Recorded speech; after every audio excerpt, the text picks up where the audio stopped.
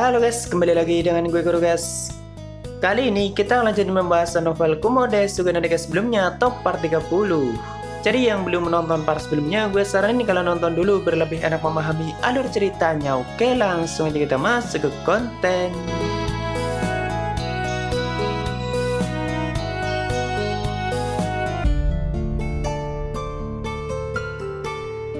Gak terasa udah sampai part 30 aja ya guys. Oke lah, mari kita mulai dari volume 13-nya.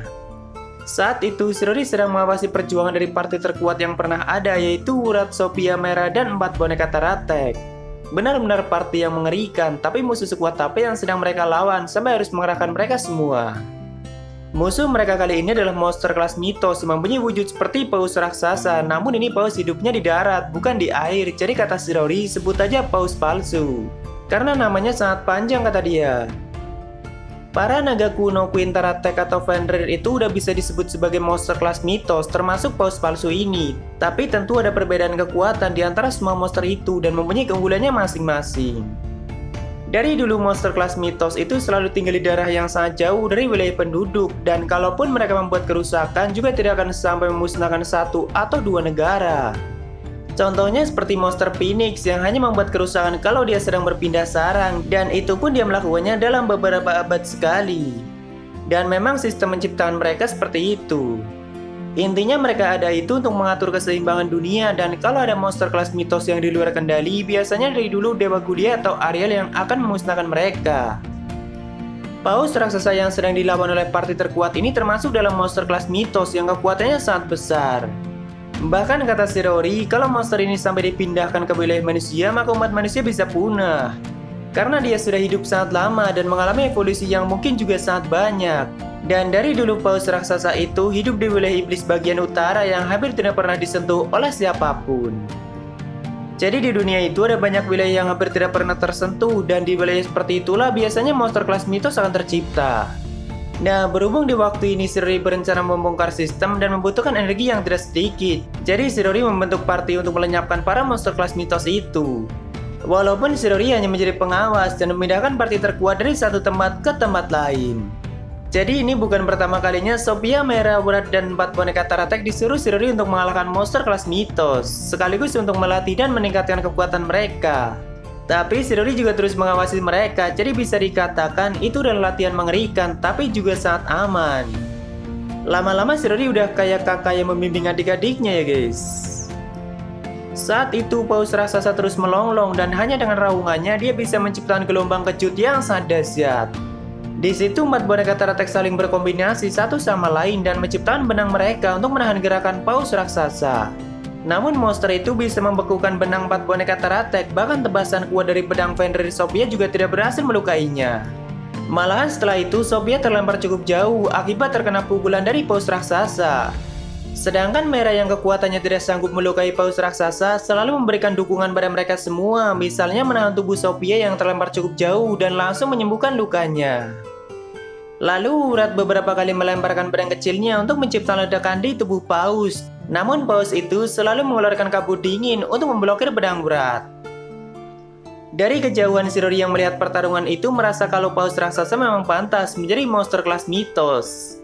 Jadi paus raksasa itu mempunyai elemen ice yang sangat kuat. Makanya serangan pedang Fenrir Sophia tidak efektif untuk melukainya karena sama-sama mempunyai atribut ice. Tapi terlepas dari itu semua, sisik dan tubuh paus raksasa juga sangat keras. Saat itu Sophia mulai menciptakan kabut darahnya, dan perlahan sisik paus raksasa juga mulai meleleh. Tapi tentu dia tidak akan tinggal diam. Jadi sang paus menyerang Sophia dengan mulut besarnya walaupun Sophia bisa menghindarinya. Namun setelah itu sang paus menghisap banyak tanah dan menyemburkan serangan lumpur pada Sophia. Dan Sophia lagi-lagi terlempar akibat serangan itu, bahkan tubuhnya sampai dipenuhi oleh lumpur. Namun dari arah lain Merah langsung berlari untuk menangkap tubuh nona mudanya. Melihat momen itu, Shirori berpikir apakah dia memang paus palsu atau malah cacing raksasa, karena dia baru saja menyelam ke tanah seperti cacing. Tapi dia juga penasaran proses evolusi seperti apa yang sudah dilalui oleh sang paus sampai bisa menjadi sekuat itu. Karena Shirori kan udah pernah merasakan kerasnya proses evolusi di dunia monster atau labirin. Waktu itu kabut darah Sophia masih terus melelehkan tubuh sang paus, sedangkan 4 boneka Taratek memanfaatkan kesempatan itu dengan mengeluarkan serangan racun mereka masing-masing. sehingga itu bisa menembus tubuh keras sang paus. Lalu setelah itu Urat melemparkan pedang kuatnya dan membuat ledakan yang sangat dahsyat di tubuh sang paus dan itu berhasil membuatnya tumbang. Ya, sebenarnya ini adalah penyiksaan monster kelas mitos karena mereka bertarungnya juga kelihatan santai. Dan mungkin kalau Sophia sangat sungguh-sungguh juga bisa membunuh monster itu, atau Urat yang mengaktifkan mode ngamuk mungkin juga bisa membunuh sang paus itu sendirian. Tapi kayaknya Shirori sedang berusaha meningkatkan kerjasama tim di antara mereka semua. Setelah itu, Shirori mendekati mereka dan Sophia yang masih berlumuran lumpur mengatakan ingin segera mandi. Seperti biasa, Merah yang terlalu khawatir pada nona mudanya juga langsung menghibur Sophia, diikuti oleh Urat yang memang sangat sopan dan mengatakan kalau ini memang sulit. Sedangkan Sael, Riel, Viel, dan Ael saling tos satu sama lain untuk merayakan kemenangan kali ini. Lalu Shirori mendekati tubuh sang paus raksasa dan Sophia yang memperhatikan itu bolak-balik melirik tubuh sang paus dan pedang besarnya. Tapi sebelum Sophia selesai mengatakan permintaannya, Shirori langsung menjawab tidak. Walaupun Sophia sampai minta tolong, tapi Shirori tetap mengatakan kalau tidak berarti tidak. Shirori paham kalau Sophia pasti mau meminta dirinya untuk meningkatkan kekuatan pedang besarnya menggunakan fragmen dari tubuh sang paus. Seperti yang dulu sempat Debagule lakukan saat pedang Fenrir Sophia ditingkatkan menggunakan kekuatan es Nia, dan kebetulan sang paus juga termasuk elemen es. Tapi sebenarnya Shirori tidak mampu melakukan itu, makanya dia langsung menolak Sophia. Menjadi dewa bukan berarti bisa melakukan semuanya, dan mungkin Debagule mempunyai otoritas pada sistem, makanya dia bisa melakukan itu. Melihat Sophia yang cemberut, lagi-lagi Urat berusaha menghiburnya dan mengatakan, Sophia-san, apakah kau ingin menggabungkan benda itu? Agar Sophia melihat lagi kalau mayat sang paus sudah berubah menjadi benda yang sangat menjijikan karena terus meleleh akibat efek dari kabut darahnya. Jadi setelah itu, Shirori langsung memindahkan mayat sang paus ke ruang dimensi miliknya agar menjadi makanan yang bergizi bagi para klonnya yang sangat banyak. Walaupun jiwa dari sang paus sudah kembali ke sistem dan akan didaur ulang menjadi energi MA, tapi tubuh monster kelas mitos yang hidup sangat lama tentu masih menyimpan energi yang cukup banyak di tubuhnya, makanya Shirori tidak menyanyiakan hal itu. Shirori juga ingin meningkatkan kekuatan tempurnya, walaupun ya dia udah sangat kuat di waktu ini. Harusnya Merah, Sophia, Urat, dan 4 boneka Taratek juga mendapat XP yang cukup banyak karena sudah mengalahkan sang paus. Ya, seperti itulah gambaran sekilas mengenai kebersamaan mereka selama di wilayah iblis. Dan setelah itu, Shirori memindahkan mereka semua kembali ke kota iblis. Lalu Shirori sendiri pergi ke benteng Okun, atau benteng yang dulu ditaklukkan oleh Sanatoria menggunakan pasukan Anogat. Semenjak saat itu, Sanatoria dan pasukannya masih menetap di sekitar sana karena pasukan Anogat masih menguasai benteng itu. Dia memanfaatkan pasukan Anogat untuk menaklukkan benteng Okun, tapi setelahnya dia tidak mampu mengusir monster itu karena memang jumlahnya sangat banyak. Dan kebetulan Sanatoria memanfaatkan kesempatan itu atau menjadikannya alasan untuk selalu mengawasi benteng Okun. Padahal dia hanya ingin bersembunyi dari pengawasan Ariel karena dia sangat takut pada Ariel dan mungkin juga sembari memikirkan rencana licik lainnya. Shirori datang ke benteng Okun bersama pasukan elitnya dan tentu Shirori tidak perlu menunjukkan dirinya karena ada nona asisten yang sangat setia yaitu Pelmina. Saat itu Pelmina menemui Sanatoria dan memberikan surat perintah dari Raja Iblis yang intinya menyuruh Sanatoria dan pasukannya untuk kembali. Di sini Sanatoria sempat basa-basi dan mencari alasan agar bisa tinggal di wilayah itu, namun Pelmina bilang kalau misi ini akan digantikan oleh pasukan ke-10. Pelmina juga sedikit mengancam Sanatoria, misal jika kau tidak menuruti perintah Raja Iblis, kau bisa bayangkan sendiri apa yang akan dilakukan Raja Iblis padamu. Tentu Sanatoria langsung pucat mendengar itu dan akhirnya dia mau kembali bersama pasukannya. Lalu setelah itu, pasukan ke-10 dipimpin oleh Pelmina langsung menyelesaikan tugas mereka yaitu membantai semua monster Anogat yang menguasai benteng Okun. Terlihat para Anogat mulai menghujani pasukan ke-10 dengan lemparan batu karena benteng Okun kan ada di daratan yang sangat tinggi.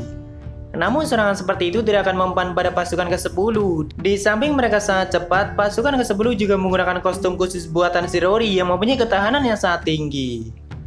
Seperti biasa dari kejauhan, Shirori sedang memantau pertarungan mereka. Tapi di sini Shirori menjelaskan sebagai komandan dirinya juga bertanggung jawab atas pasukannya, seperti misalnya memberi kostum dan persenjataan yang layak untuk mereka dan melatih mereka agar menjadi lebih kuat. Walaupun awalnya cukup kacau karena dulu pasukan ke-10 cuma tinggal nama.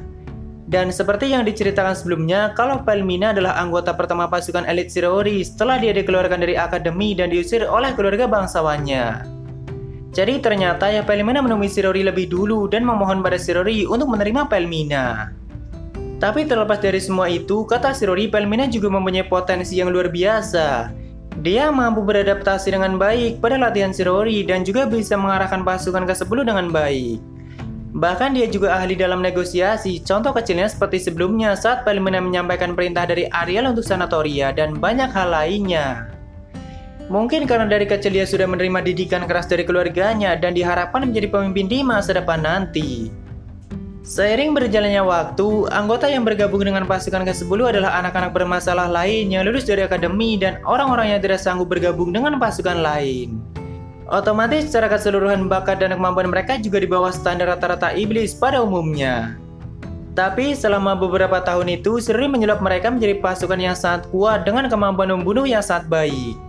Tentu awalnya Shirori menunjukkan kekuatannya dulu dan dengan begitu mereka akan paham kalau Shirori jauh lebih baik dari mereka. Dengan cara itulah mereka akan langsung patuh, walaupun ya kalau nggak patuh, Shirori akan langsung memaksa mereka untuk mengikuti latihan kerasnya.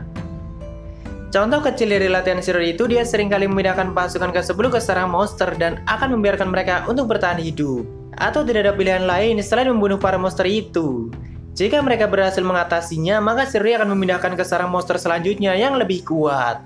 Terus seperti itu sambil terus mengasah beberapa kemampuan mereka yang dikhususkan untuk membunuh secara efektif. Mungkin kedengarannya mengerikan, tapi menurut Shirori sendiri, manusia ataupun iblis itu sama aja hewan liar dalam artian luas. Dan sebenarnya pasukan ke-10 juga menjalani latihan tahap akhir yang jauh lebih ekstrim dari itu. Namun Shirori tidak mau menjelaskannya. Tapi berkat latihan itu, kini pasukan ke-10 sangat kuat dan sangat terlatih. Bahkan jika seorang Pelmina mau membunuh satu veteran iblis, dia bisa melakukannya dengan mudah sebelum mereka menyadarinya. Dan kalaupun harus bertarung secara langsung, mungkin Pelmina juga bisa mengalahkan seorang veteran iblis. Awal terbentuknya pasukan itu, Shirori masih harus memikirkan kostum dan persenjataan mereka. Kalau kostum si Shirori yang membuatnya sendiri, sedangkan senjata yang mereka gunakan, Shirori meminta Urat untuk menciptakan senjata yang cocok dengan keunggulan mereka masing-masing. Dan untuk makanan, mungkin kalian bisa bayangin sendiri makanan seperti apa yang Shirori berikan pada pasukan elitnya. Di sini Shirori juga menjelaskan ulah Sophia saat masih di akademi, tapi intinya sama aja kayak yang kita bahas sebelumnya di partnya Walt dan Pelmina. Cuma menurut Shirori, wajah Walt menjadi semakin jelek semenjak dia berubah menjadi vampir. Artinya dia semakin tertinggal dari Mera. Tak lama kemudian, semua monster Anugat yang menguasai benteng Okun sudah dilenyapkan semuanya dan Shirori mulai mendekati mereka. Lalu Pelmina dan yang lainnya langsung menunduk di hadapan Shirori sekaligus melaporkan misi sukses mereka. Shirori pun menganggukkan kepalanya untuk menanggapi laporan mereka walaupun dalam hati dia sangat puas dengan hal itu. Tapi ini cuma satu dari banyaknya misi yang sudah diselesaikan oleh pasukan ke-10. Karena selama beberapa tahun itu, Shirori selalu membawa mereka ke daerah yang ditinggali oleh elf atau yang ada di luar desa elf. Dan pasukan ke-10 akan membantai para elf itu tanpa terkecuali mau di wilayah iblis ataupun manusia. Pastinya Fatima sudah marah banget mengenai hal itu dan harusnya dia juga tahu kalau Shirori masih hidup. Dulunya sebelum pasukan ke-10 terbentuk sih biasanya Agnar yang ditugaskan oleh Shirori untuk melenyapkan para elf yang bersembunyi di wilayah iblis. Tapi kini Agnar sudah tiada, padahal dia sangat bisa diandalkan. Saat itu Shirori sedang mendaur ulang semua tubuh monster Anogat menjadi energi dan memindahkan mayat mereka ke ruang dimensi miliknya. Tapi Shirori berniat meninggalkan benteng Okun begitu saja mengingat jumlah pasukan ke-10 sangat sedikit. Namun Shirori sangat yakin kalau Reksanan tidak mungkin datang lagi untuk mengambil benteng Okun. Di sini sih belum dijelaskan detailnya, tapi Shirori lah yang sudah mengatur perang besar sebelumnya dan Shirori sangat yakin kalau Reksanan tidak akan kembali ke benteng Okun. Semua strategi di wilayah iblis sebelumnya juga Shirori yang mengatur semuanya, bahkan dia ikut campur lumayan banyak mengenai rencana manusia. Intinya perang besar sebelumnya adalah semua rencana Shirori untuk mencapai satu tujuan, dan secara tidak langsung Ariel cuma disuruh untuk memainkan perannya sebagai Raja Iblis. Tapi di balik layar Shirori yang mengatur semuanya. Walaupun ada alasan lain kenapa Ariel disuruh untuk duduk santai di ruang komando, tapi nanti kita lihatnya dari sudut pandang Sophia aja guys. Setelah menyingkirkan semua mayat Anogat, Shirori memindahkan kembali pasukan ke-10 ke kota iblis. Karena nantinya mereka akan menjalankan misi lain, yaitu menjatuhkan kerajaan Analeit dari dalam. Dan sebelum itu Shirori akan memantau situasinya di sana. Kerajaan Analeit adalah negara yang terletak di benua Dastrudia dan terpisah dari wilayah iblis. Negara itu juga mempunyai iklim yang stabil dan tanah yang sangat subur. Maka dari itu negara itu dikenal sebagai wilayah teraman di dunia dan sekolah paling elit juga ada di negara itu dan sebagian reinkarnator juga belajar di sana.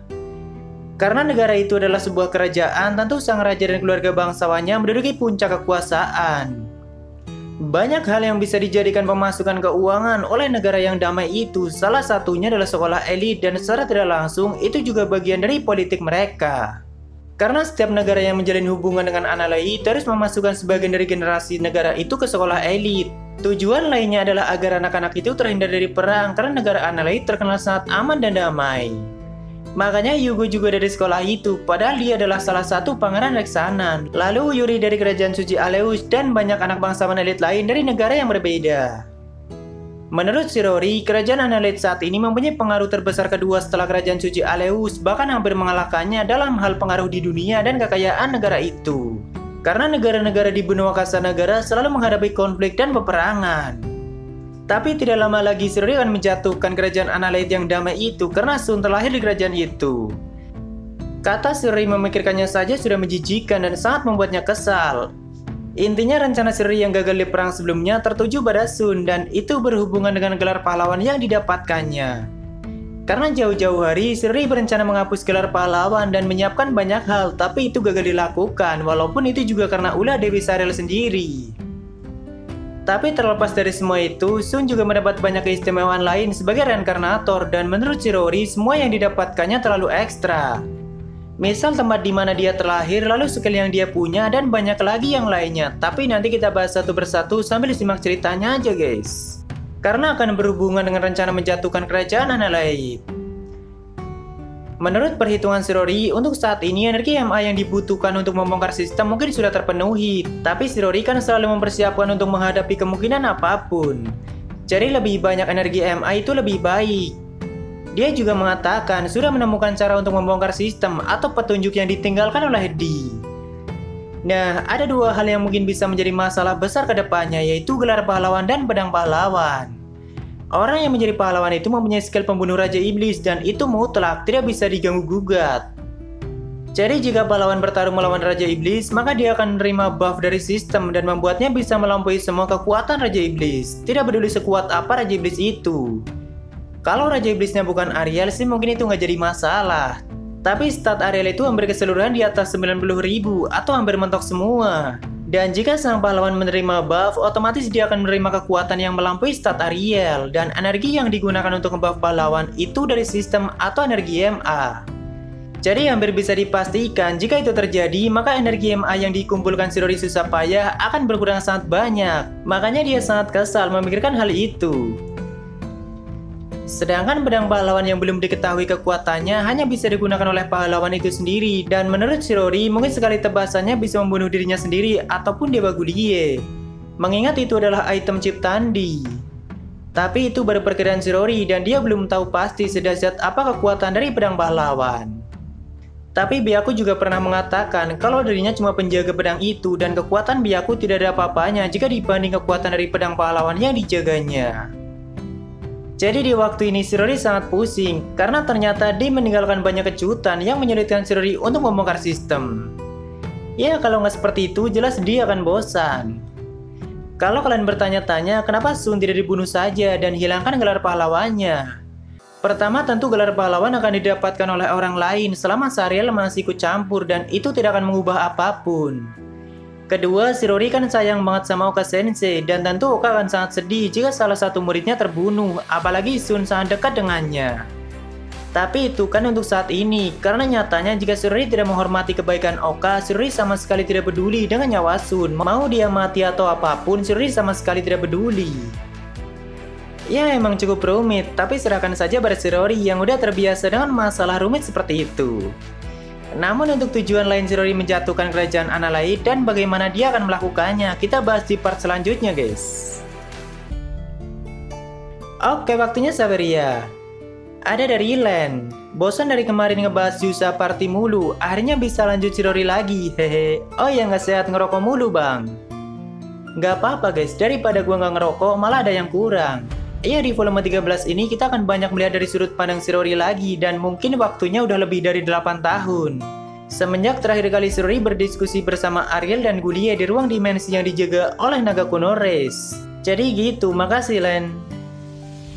Lalu dari Suntot, masukin YouTube lagi, emot V. Iya ini gue masukin, makasih bro, dan thank you juga sebelumnya. Oke, itu semua dari Sabaria, makasih yang udah donasi, dan mungkin segitu aja untuk pembahasan kali ini. Jika ada kesalahan gue minta maaf, atau kalian bisa koreksi aja di bawah. Like jika kalian suka dengan video ini, dan dislike jika tidak suka tidak apa-apa. Thank you yang udah mampir, sampai ketemu di video selanjutnya, salam kuru guys.